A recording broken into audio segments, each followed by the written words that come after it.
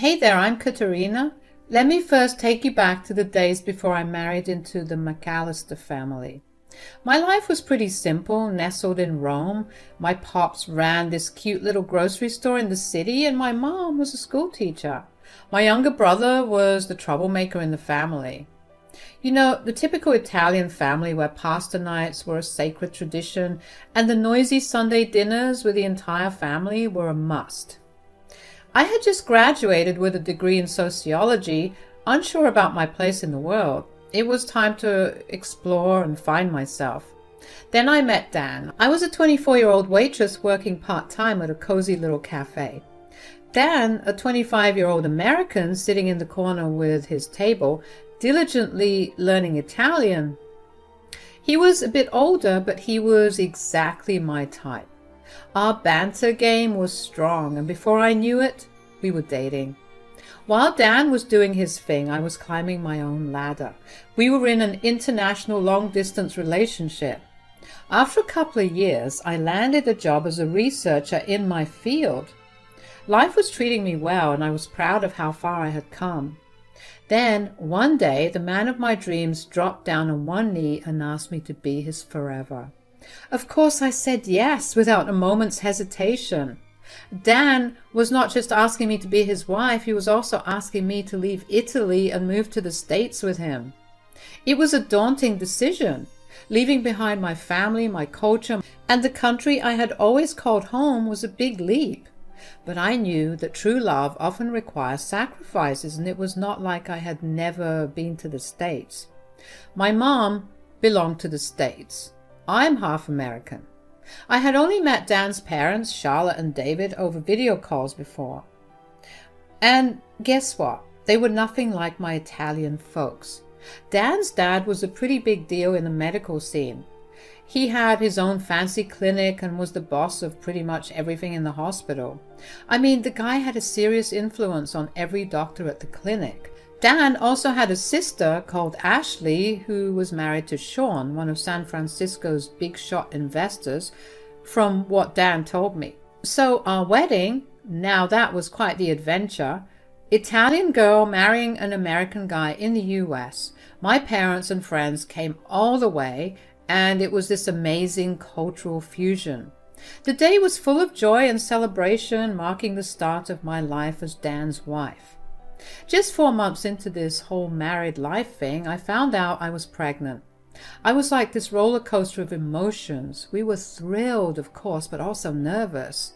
We had our careers to focus on, and becoming parents was a big, daunting step. But here is where it gets even more interesting. It turned out my pregnancy was not the only one in the family at that time. We hosted a dinner for the whole family to announce the good news. Hey everyone, we've got some big news to share. Yeah guys, you might want to sit down for this. What's up? Yeah, spill the beans guys. We are having a baby. Katerina's pregnant. Yep, our family's about to get a little bigger. Wait, seriously, you guys? I'm going to be a grandmother, finally. Hold on, I don't want to steal your spotlight, Katerina, but how about we share it? What do you mean, Ash? I was planning a different little get-together for this announcement, but I guess I'll just have to say it. I'm also pregnant. We're going to have 2 babies in the family. Yeah, we're going to be parents as well. Oh my God, Ashley! Double the fun, huh? Yeah, and double the trouble too, I'm sure. I'm going to be a grandma to 2 babies? This is such a blessing. Mom, we're going to give you a run for your money with our 2 little cuties.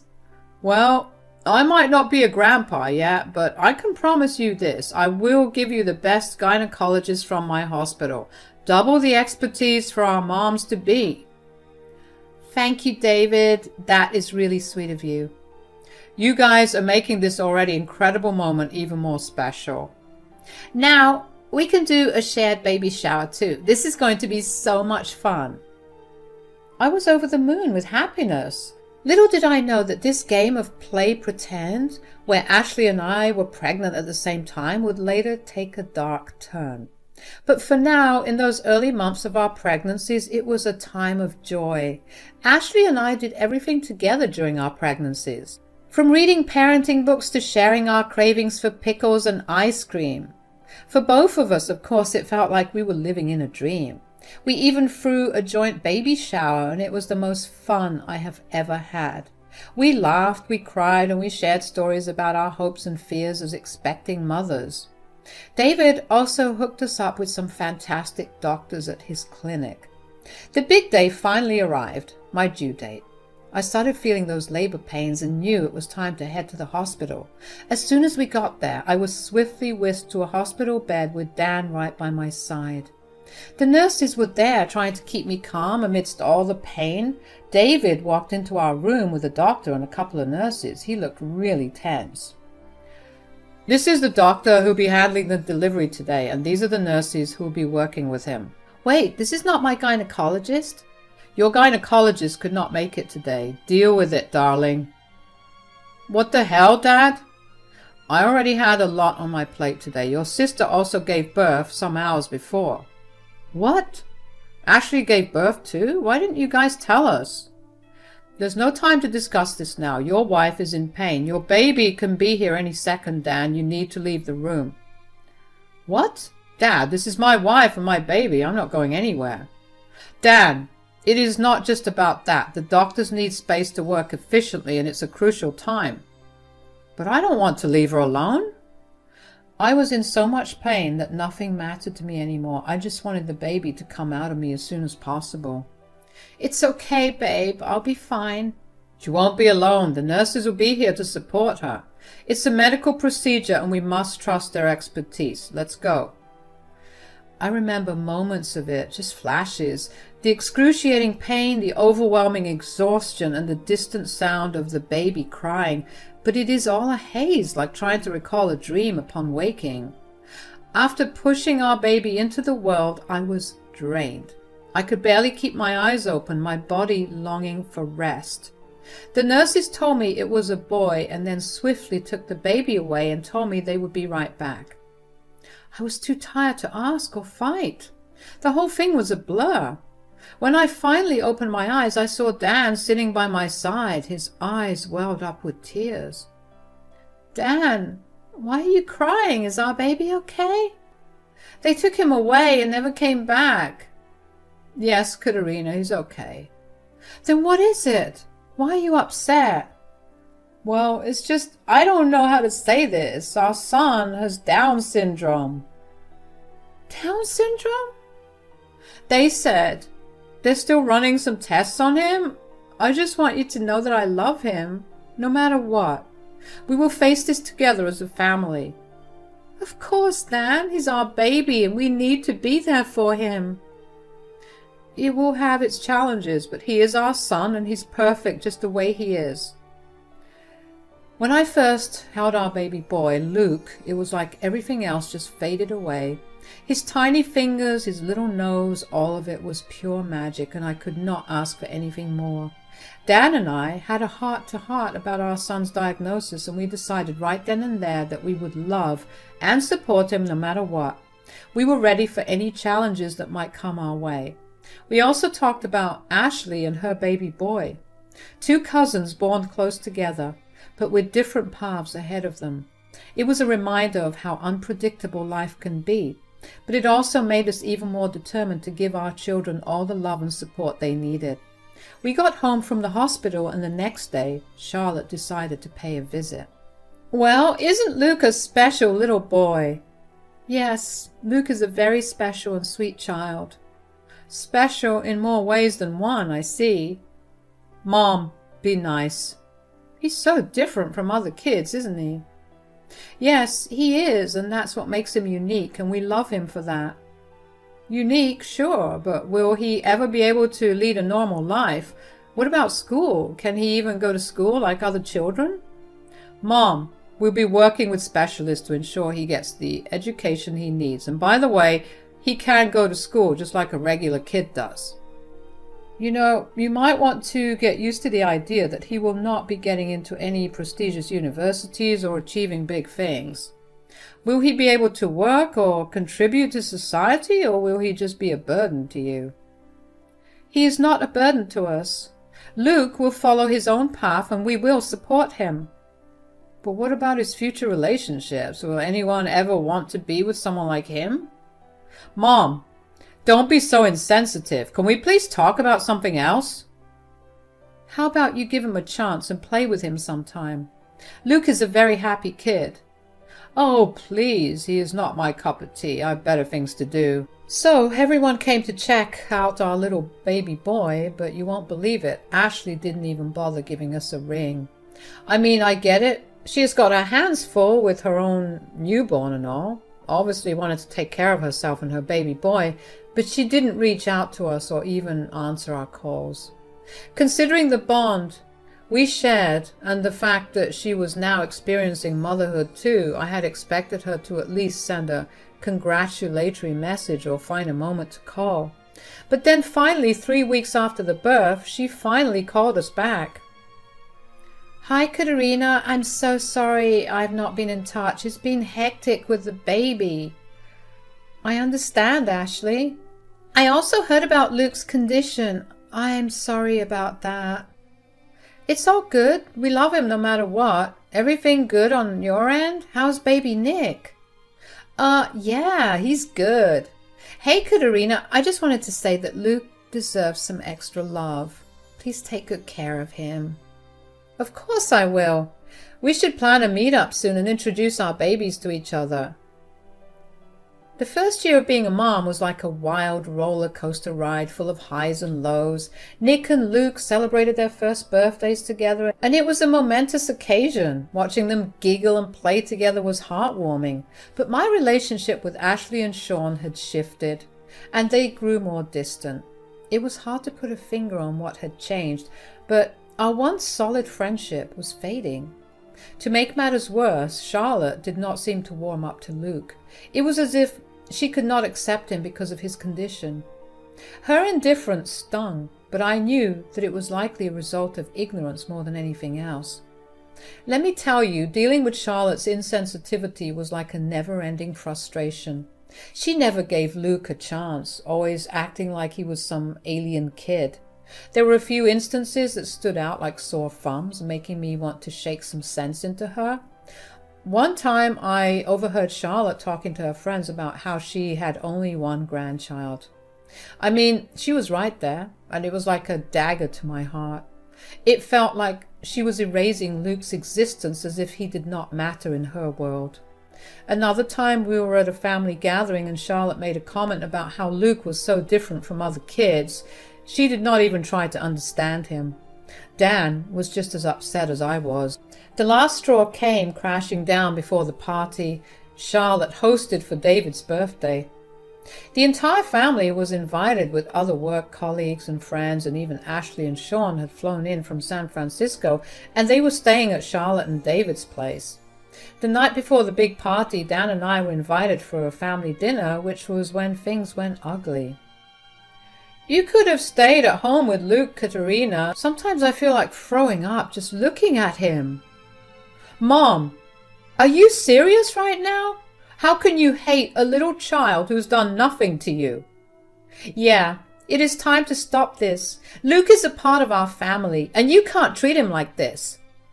Don't get so dramatic, Katerina. I just don't want him here tomorrow. There will be important people, my friends. I don't want them to know that my grandson is disabled. It will not be a good look for this family. Charlotte, you are his grandmother. You should love him unconditionally instead of wanting to hide him like a shameful secret. Well, I don't like him, Katerina, that's for sure. And now that I'm putting it out on the table, let me tell you, I never liked you, too. Don't be so rude, Charlotte. Can we discuss something else? Oh, please, David. You know I have never liked this woman. Katerina, your son, with his disability, is nothing but a burden, a constant reminder of imperfection. Dan, You should have married someone more suitable, not this foreign woman with her strange family and their unconventional ways. Dan, I've been meaning to say this since the day Luke was born. I want you to take a paternity test because someone like Luke could never be my grandson. I've never trusted her. Maybe she slept with... Mom, are you out of your mind? Just let it be, honey. This whole thing is so unnecessary. Yeah, Mom, we trust Katerina. She would never do this to Dan. I think you should stop pointing your finger at her. We love Luke for who he is. End of story. I could not believe Charlotte's accusations. It was painful that she thought I would cheat on Dan. When we got home, I feared that she would never stop doubting me. I needed to prove her wrong, especially after she insulted me like that in front of everyone. So I asked Dan if he would take a paternity test to put an end to her doubts. Surprisingly, Dan agreed, probably to ease the situation. The following day, we decided to skip David's birthday party. I just did not have the energy to face the family, especially Charlotte, with her suspicions still hanging in the air. Dan brought home a DNA test kit and we gathered the samples as requested. We anxiously waited for the results, and those 3 days felt like an eternity. When the results finally arrived, it was the worst news imaginable. They showed that Dan was not Luke's biological father. I was very confused. There was no way that this would be possible. Katerina, I can't believe it. Are my mom's doubts true? Did you really cheat on me? I'm trying hard to believe you, but this time, this is medical proof, you see? This can't be possible, Dan. What if there was a mix-up at the hospital?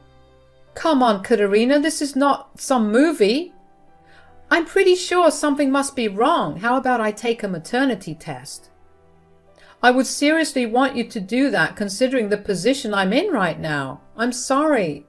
Of course. The tension in our house was unbearable those 4 days as we anxiously waited for the results of the maternity test. The accusation had cast a shadow of doubt, but I understood that Dan was struggling with the situation just as much as I was. I could not blame him. Anyone would be stressed in these circumstances. When the day finally arrived and we received the results, it felt like an eternity. The maternity test confirmed what we had feared but could not quite believe. I was not Luke's biological mother. Our world was turned upside down. The baby we thought was ours, the child we had celebrated and cared for as our own, was not biologically connected to us. The revelation left us both with many questions. How had this happened? What was the real story? We could not help but recall all the little details that seemed suspicious during our hospital experience. The way Dan was not allowed to be in the delivery room, the presence of a new doctor, and the fact that Ashley was giving birth on the same day. Get Luke. We are going over to my mom and dad's place. I'm calling my dad and telling him we are going to be there in half an hour. We finally got to their place after a while. What was the hurry, son? Is something wrong? Dan showed them the DNA test results. This can't be possible. Whose baby is that if you're not Luke's parents? Dad, tell me, was this just an innocent mix-up or... I'm going to sue you. What did you do to my baby? Calm down, everyone. We need to talk this through. I will give your sister a call so she can be part of this conversation too. David stepped away and he was on the phone for a while. After chatting for about 5 minutes, he got back. Well, I told Ashley to bring Nick along with her. Dad, I swear to God, I'm going to take your hospital and you down if you don't start talking. I'm sorry, son. Luke is actually Ashley's son. She went into labor early that morning and called me right away. Your mom was at a club meeting and I could not reach her, so I went to the hospital alone. Sean and Ashley were already there. The baby was on its way. After the doctor informed me of Ashley's baby, she called me into her room and begged me to take care of the child. What do you mean by take care of the child? She wanted me to give it away. She told me she did not want the baby and asked me to lie to everyone, claiming she had a miscarriage. We were grappling with the situation already when Katerina entered the scene. I was with Ashley, and then when she heard about Katerina coming into the hospital, she had this other plan. She asked me to promise her that if everything goes well with Katerina's delivery, I would give her your baby. My little girl was in pain. She was begging me to help her. I could not say no to her. So, Nick was our baby all along? You have always spoiled Ashley, but this is unbelievable. David, this is beyond unacceptable. The fact that you switched our baby with Ashley's baby is just disgusting. How could you betray our trust like this? You had a duty to be truthful from the start. We have been living a lie thinking that Luke was our son. Do you have any idea how heart-wrenching this is for us? Ashley walked into the door with Nick in her arms. Her eyes were red from all the crying. Ashley, you're here. Is this true? You and your father have been lying to me as well. I lied to you, Mom. I lied to everyone. I mean, Luke was born with Down syndrome and I was overwhelmed. Sean and I did not think we could handle it. We made a terrible decision and we dragged Dad into it. I just could not keep the baby. I'm sorry, Katerina. I did not mean to steal your son, but I was way too desperate. I wanted to be a mom, for God's sake. You came in at the perfect time. I got tempted. You asked David to switch the babies? How could you do such a thing? You played with our emotions and tore our lives apart. This is not just some petty secret. You had the responsibility of being a mother. What you did is not just a mistake. No one deserves a mother like you, Ashley. Oh, Ashley, if only I had known that Luke was your son. How could you do this to us? David, why did you let her go this far? Well, Charlotte, I can't believe I'm saying this, but thanks to you, thanks to your doubts and your accusations, we finally uncovered the truth. Luke is indeed your grandson after all. None of us wanted this mess, but now we have to deal with it and find a way to heal and move forward. It was an incredibly challenging time in Dan's and my life. We got Nick back, of course, but we had become so attached to Luke. And letting him go was heart-wrenching. Dan and I were determined to do whatever it took to bring Nick back into our lives. We worked closely with Child Services and followed every legal avenue available to us. Child Services took away Luke from Ashley and Sean. Ashley and Sean faced 1 year in prison. We legally fostered Luke, bringing him back into our home with open arms. David faced the consequences of his actions. Not only was he in prison for 2 years, but he also faced the loss of his medical license. After the heartache caused by the events within our family, we decided to cut ties with Dan's family. It was not a challenging decision at all, as their actions had been incredibly toxic, from Ashley to David to Charlotte. The toxicity had taken a toll on us. We're also planning to move to Italy next year. We decided we wanted to raise our kids with their maternal grandparents around. While I will not say I'm over the moon about how things unfolded, I do believe in karma, and it seems like it caught up with everyone in its own way. Right now, we're just focusing on giving our kids a loving and caring home, filled with all the good stuff.